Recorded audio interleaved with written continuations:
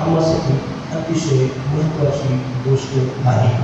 मग एक गोष्ट आपण पाहतो, भाकर आम्ही पाहतो आणि भाकराच्या हातामध्ये ज्यावेळेस आम्ही सहज भाकर पाहतो, पण भाकर ज्यावेळेस आमच्या हातामध्ये येते त्याच्यावर किती प्रक्रिया होत जातात.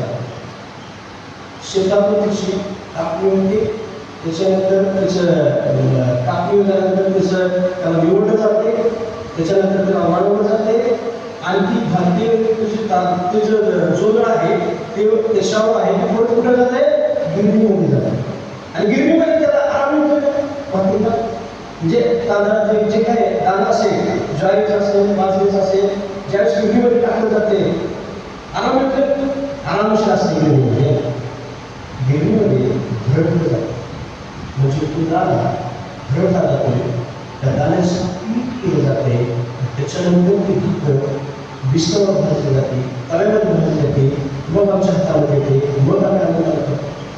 म्हणजे भाकर मिळण्यासाठी, भाकर आमच्या हातात येण्यासाठी किती प्रक्रियेतून त्या ज्वारीला किती कुठून जमिनीतून उभाव लागते. मग देवाचं वचन आम्हाला सांगते की आम्हाला शारीरिक भाकरीची गरज आहे, पवित्र शास्त्र आम्हाला सांगते की आम्हाला आध्यात्मिक भाकरीची गरज आहे. शारीरिक भाकर ही काय आहे, ती शरीराला जगवणारी भाकर आहे. आणि म्हणून देवाचं वचन आम्हाला सांगतंय की निर्गमाच्या पुस्तकात जर विचार केला तर या एक गोष्ट आम्हाला पास मिळते की त्या काळात इस्रायल लोकांच्या सर्व मंडळीने मोशे आणि अहरोन ह्याच्या संबंधी काय केली,